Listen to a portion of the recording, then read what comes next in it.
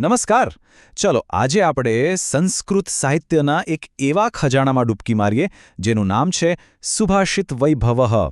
આનો સીધો સાદો અર્થ થાય સુંદર વચનોનો વૈભવ. અને તમને જાણીને ખરેખર નવાઈ લાગશે કે હજારો વર્ષો જૂની આ વાતો આપણા આજના જીવનમાં પણ કેટલી કામની છે. તો તૈયાર છો ને? કારણ કે આ સુભાષિતો છે ને એ ખાલી કવિતા નથી, એ તો આપણા પ્રાચીન ઋષિમુનિઓએ આપેલા સુપર્બ લાઈફ હેક્સ છે. એવા સૂત્રો જે આપણી રોજિંદી નાની મોટી મુશ્કેલીઓને એકદમ સરળ બનાવી શકે છે. સૌથી પહેલાં તો એ સમજીએ કે આ સુભાષિત છે શું. જુઓ, શબ્દને જ તોડીએ. સુ એટલે કે સુંદર અને ભાષિત એટલે કે કહેવાયેલું વચન. મતલબ કે સુભાષિત એટલે એવા નાના એકદમ સચોટ અને મધુર શ્લોકો જેમાં જીવનનું કોઈક ઊંડું સત્ય છુપાયેલું હોય. તો ચાલો આપણી આ જ્ઞાન યાત્રાનો પહેલો પડાવ શરૂ કરીએ. અહીં આપણે બે બહુ જ શક્તિશાળી વસ્તુઓ પર ફોકસ કરીશું. એક તો આપણી વાણી, જેનાથી સંબંધો બને છે અને બગડે પણ છે, અને બીજું છે આપણું મન, જે એક સેકન્ડ પણ શાંતિથી બેસતું નથી. તો સવાલ એ છે કે એક સારા વક્તા એટલે કે જેની વાત બધા ધ્યાનથી સાંભળે એવો વ્યક્તિ બનવા માટે શું કરવું જોઈએ? આ શ્લોક આપણને એકદમ ક્લિયર કટ 6 ગુણ બતાવે છે. અને હા, આ ગુણ ખાલી સ્ટેજ પર સ્પીચ આપવા માટે જ નહીં, પણ આપણા દોસ્તો, ટીચર્સ અને ફેમિલી સાથે સારી રીતે વાત કરવા માટે પણ એટલા જ જરૂરી છે. ચાલો આ 6 ગુણોને જરા ફટાફટ સમજી લઈએ. પહેલું છે મધુરતા, મતલબ કે પ્રેમથી બોલવું, કડવાશથી નહીં. બીજું, અક્ષરોની સ્પષ્ટ અભિવ્યક્તિ, એટલે કે ચોખ્ખું બોલવું, જેથી કોઈને કંઈકનું કંઈક ન સંભળાય.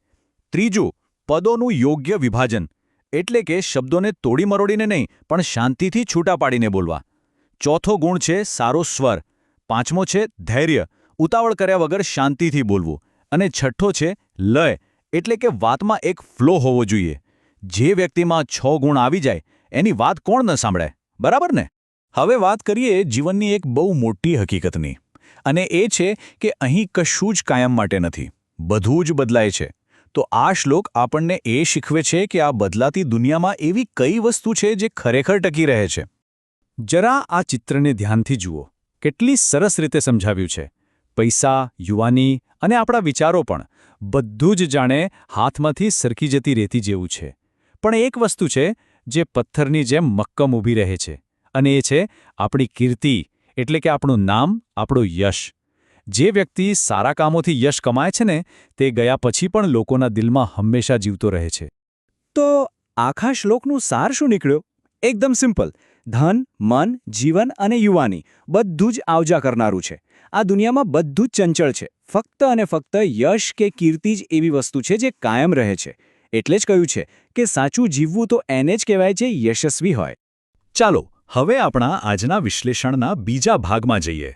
અહીં આપણે એ જોઈશું કે એક ઉત્તમ અને ગુણવાન વ્યક્તિના લક્ષણો શું હોય છે, એવા ગુણો જે આપણને એક સારો માણસ બનાવે છે. આ શ્લોક તો બહુ જ સુંદર છે. એ આપણને પરોપકારનો પાઠ ભણાવે છે. અહીં એક ગુણવાન વ્યક્તિની સરખામણી ફળોથી લચી પડેલા એક વૃક્ષ સાથે કરવામાં આવી છે.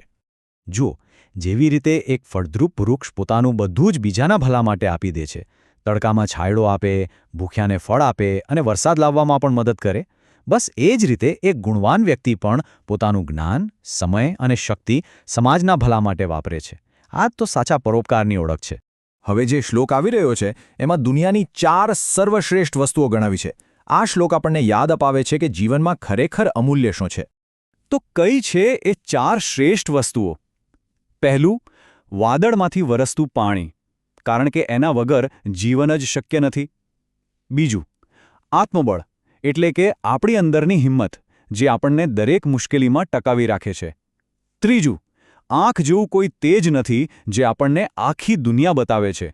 અને ચોથું, અનાજ, જે આપણી ભૂખ સંતોષે છે અને જીવન ટકાવે છે. હવે આપણે થોડા ગહન વિષયો પર વાત કરીશું. દાન અને દરિદ્રતા. સુભાષિતો આપણને શીખવે છે કે સાચી ઉદારતા શું છે અને સાચી ગરીબી કોને કહેવાય. ચાલો એક સવાલથી શરૂઆત કરીએ. શું લાગે છે, દુનિયાની સૌથી મોટી ગરીબી કઈ છે? શું પૈસા ન હોવા એ જ સૌથી મોટી ગરીબી છે, કે પછી આ સુભાષિતો આપણને કોઈક અલગ જ દ્રષ્ટિકોણ આપે છે? આ શ્લોક દાનનો સાચો અર્થ સમજાવે છે. એ કહે છે કે દાન ખાલી આપવા ખાતર નહીં, પણ સામેવાળાની જરૂરિયાત સમજીને કરવું જોઈએ. જેને જેની સૌથી વધુ જરૂર હોય એ વસ્તુ આપવી એ જ સાચું દાન છે. જુઓ, કેટલી સ્પષ્ટ વાત છે. ગરીબને પૈસાની જરૂર છે તો તેને ધન આપો. જે અજ્ઞાની છે તેને જ્ઞાન આપો. તરસ્યાને પાણી અને ભૂખ્યાને ભોજન. સાચું દાન એ જ છે જે યોગ્ય સમયે યોગ્ય વ્યક્તિને તેની જરૂરિયાત પ્રમાણે આપવામાં આવે. અને હવે આપણે આવી ગયા છીએ આપણા આજના વિશ્લેષણના છેલ્લા પડાવ પર. અહીં આપણે એક દુર્ગુણ વિશે જાણીશું જેને સુભાષિતોમાં બધા જ પાપોનું મૂળ ગણવામાં આવ્યું છે. ચાલો સમજીએ કે શું છે અને આપણા જીવનને કેવી રીતે અસર કરે છે. આ શ્લોક એક મોટી ચેતવણી જેવો છે. એ આપણને લોભથી સાવધાન કરે છે. ચાલો જોઈએ કે કેવી રીતે એક લોભમાંથી જ બીજી બધી ખરાબ વૃત્તિઓ જન્મે છે. આ ચિત્ર બધું જ કહી દે છે નહીં. જુઓ, કેન્દ્રમાં છે લોભ અને એનામાંથી જ ક્રોધ, વધુ પડતી ઈચ્છાઓ, મોહ અને છેવટે વિનાશ જન્મે છે. એટલે જ કહેવાયું છે કે જો પાપના આખા વૃક્ષને ઉખાડી નાખવું હોય તો તેના મૂળ એટલે કે લોભ પર જ ઘા કરવો પડે. તો આ પ્રાચીન સુભાષિતોની આખી સફર પછી આપણે આજના મોડર્ન જીવન માટે કયા પાઠ લઈ શકીએ?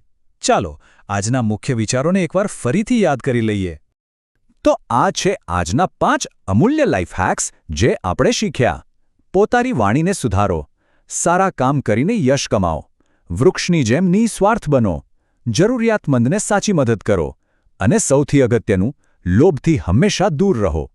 અને હવે અંતમાં એક વિચારવા જેવો સવાલ. આ બધી સુંદર અને જ્ઞાનથી ભરેલી વાતોમાંથી એવી કઈ એક વાત છે જેને આજથી જ પોતાના જીવનમાં અપનાવવાનો પ્રયત્ન કરશો? જરા વિચારજો. આ વિચાર સાથે આપણે આજનું વિશ્લેષણ અહીં સમાપ્ત કરીએ છીએ. આભાર.